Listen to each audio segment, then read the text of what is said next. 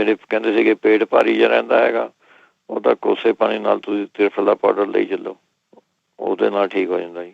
ਜਾਂ ਫਿਰ ਤੁਸੀਂ ਕੁਮਾਰੀ ਆਸਵ, ਇਹ ਦਵਾਈ ਦੱਸੀ ਸੀਗੀ ਪਹਿਲਾਂ, 4 ਚਮਚੇ ਤੁਸੀਂ ਦਵਾਈ ਦੇ ਕੁਮਾਰੀ ਆਸਵ ਦੇ, ਤੇ 4 ਚਮਚੇ ਤੁਸੀਂ ਪਾਣੀ ਦੇ, ਇਹ ਰੋਟੀ ਖਾਣੇ ਦੇ ਬਾਅਦ ਪੀ ਲਓ। ਪੇਟ ਦੀਆਂ 80-90% ਬਿਮਾਰੀਆਂ ਹਟਾ ਦਿੰਦਾ ਜੀ। ਪੇਟ ਦੀ ਕੋਈ ਬਿਮਾਰੀਆਂ ਹੋਵੇ, ਇਹ ਕੁਮਾਰੀ ਆਸਵ ਇਹੋ ਜਿਹੀ ਚੀਜ਼ ਹੈ। ਅਸੀਂ ਘਰ ਦੀ ਵਰਤੀ ਵੀ ਹੈ, ਬਹੁਤ ਵਧੀਆ ਚੀਜ਼ ਹੈਗੀ ਜੀ। ਪੇਟ ਵਾਸਤੇ ਤੁਸੀਂ 2 ਚਮਚੇ ਪਿਆਜ਼ ਦਾ ਰਸ, ਵਿੱਚ ਮੈਂ ਥੋੜਾ ਜਿਹਾ ਨਿੰਬੂ ਨਿਚੋੜ ਲੈਣਾ ਹੈਗਾ, ਤੇ ਥੋੜਾ ਜਿਹਾ ਲੂਣ ਪਾ ਕੇ ਇਹ ਤੁਸੀਂ ਆਪਣੇ ਪਾਣੀ, ਥੋੜਾ ਪਾਣੀ ਮਿਕਸ ਕਰਕੇ ਇਹ ਤੁਸੀਂ ਆਪਣੇ ਲੈ ਸਕਦੇ ਹੋ ਦਿਨ ਬਾਅਦ 2-3 ਵਾਰੀ। ਇਹਦੇ ਨਾਲ ਵੀ ਪੇਟ ਦੀ ਪ੍ਰੋਬਲਮ ਆ ਠੀਕ ਹੋ ਜਾਂਦੀ ਹੈ। ਪਿਆਜ਼ ਦਾ ਰਸ ਤੇ ਨਿੰਬੂ ਦਾ ਰਸ ਦੇ ਵਿੱਚੋਂ ਥੋੜਾ ਜਿਹਾ ਲੂਣ ਆਪਣੇ ਅੰਦਾਜ਼ੇ ਨਾਲ ਪਾ ਲਓ।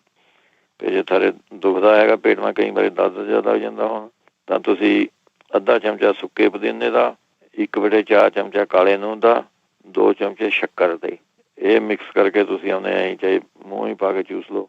ਦਿਨ ਮੈਂ 2-3 ਵਾਰੀ ਕਰਨਾ ਹੈਗਾ ਇਹ ਇਲਾਜ।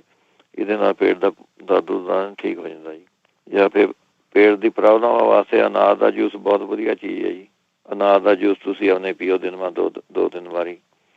ਫਿਰ ਸੌਂਫ ਦਾ ਅਰਕ ਜੇ ਤੁਹਾਨੂੰ ਮਿਲਦਾ ਹੈਗਾ, ਸੌਂਫ ਦਾ ਅਰਕ 2-4 ਚਮਚੇ ਤੁਸੀਂ ਆਪਣੇ ਪੀਲੇ ਕਰੋ ਰੋਜ਼, ਸਵੇਰ ਨੂੰ ਸ਼ਾਮ ਨੂੰ। ਫਿਰ ਨਹੀਂ ਤਾਂ 200 ਗ੍ਰਾਮ ਪਪੀਤਾ ਲੈਣਾ ਹੈਗਾ, ਜਾਂ 1 ਕੌਲੀ ਸਮਝ ਲਓ ਪਪੀਤੇ ਦੀ ਹੋ ਗਈ, ਵਿੱਚ ਮੈਂ ਕਾਲਾ ਨੂਣ ਪਾ ਕੇ ਤੇ ਨਿੰਬੂ ਨੂੰ ਨਿਚੋੜ ਕੇ ਉਹ ਖਾ ਲਿਆ ਕਰੋ ਤੁਸੀਂ। ਇਹ ਵੀ ਵਧੀਆ ਚੀਜ਼ ਹੈਗੀ ਜੀ। ਜੇ ਨਹੀਂ ਤੁਹਾਨੂੰ ਸੌਂਫ ਦਾ ਅਰਕ ਮਿਲਦਾ ਤਾਂ ਘਰੇ ਤੁਸੀਂ ਆਪਣੇ 1.5 ਚਮਚਾ ਸੌਂਫ ਦਾ ਪਾਣੀ ਮੈਂ ਪਾ ਕੇ ਉਬਾਲ ਲਓ, ਉਹਦੇ ਵਿੱਚ ਮੈਂ ਨਹੀਂ ਤਾਂ 1 ਨਿੰਬੂ ਨਿਚੋੜ ਕੇ, ਅੱਧਾ ਨਿੰਬੂ ਨਿਚੋੜ ਕੇ ਤੇ 1 ਚੁਟਕੀ ਕਾਲਾ ਨੂਣ ਪਾ ਕੇ ਇਹ ਬਸ ਲਓ, ਜੇ ਨਹੀਂ ਤੁਹਾਨੂੰ ਮਿਲਦਾ ਤਾਂ ਹੁੰਦਾ ਹੈਗਾ। ਜਿਹੜੇ ਕਹਿੰਦੇ ਸੀਗੇ ਪੇਟ ਭਾਰੀ ਜਿਹਾ ਰਹਿੰਦਾ ਹੈਗਾ, ਉਹ ਤਾਂ ਕੋਸੇ ਪਾਣੀ ਨਾਲ ਤੁਸੀਂ ਤ੍ਰਿਫਲ ਦਾ ਪਾਊਡਰ ਲਈ ਚੱਲੋ, ਉਹਦੇ ਨਾਲ ਠੀਕ ਹੋ ਜਾਂਦਾ ਜੀ।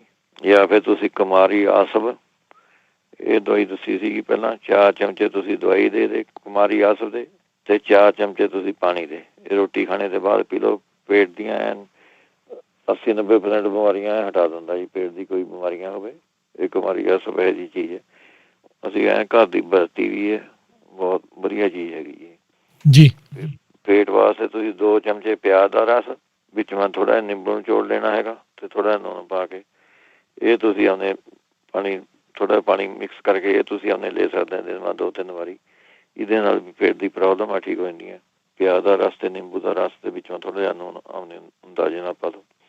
ਤੇ ਜੇ ਥਾਰੇ ਦੁਖਦਾ ਹੈਗਾ ਪੇਟ ਮੈਂ, ਕਈ ਵਾਰੀ ਦਰਦ ਜ਼ਿਆਦਾ ਹੋ ਜਾਂਦਾ ਹੁਣ, ਤਾਂ ਤੁਸੀਂ ਅੱਧਾ ਚਮਚਾ ਸੁੱਕੇ ਪੁਦੀਨੇ ਦਾ, 1/4 ਚਮਚਾ ਕਾਲੇ ਨੂਣ ਦਾ, 2 ਚਮਚੇ ਸ਼ੱਕਰ ਦੇ, ਇਹ ਮਿਕਸ ਕਰਕੇ ਤੁਸੀਂ ਆਪਣੇ ਐਂ ਚਾਹੇ ਮੂੰਹ ਹੀ ਪਾ ਕੇ ਚੂਸ ਲਓ।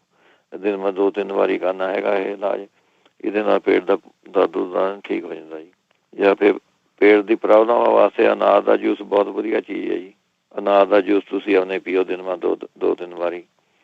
ਫਿਰ ਸੌਂਫ ਦਾ ਅਰਕ ਜੇ ਤੁਹਾਨੂੰ ਮਿਲਦਾ ਹੈਗਾ, ਸੌਂਫ ਦਾ ਅਰਕ 2-4 ਚਮਚੇ ਤੁਸੀਂ ਆਪਣੇ ਪੀਲੇ ਕਰੋ ਰੋਜ਼, ਸਵੇਰ ਨੂੰ ਸ਼ਾਮ ਨੂੰ।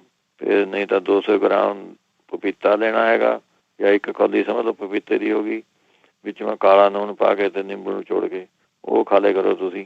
ਇਹ ਵੀ ਵਧੀਆ ਚੀਜ਼ ਹੈਗੀ ਜੀ।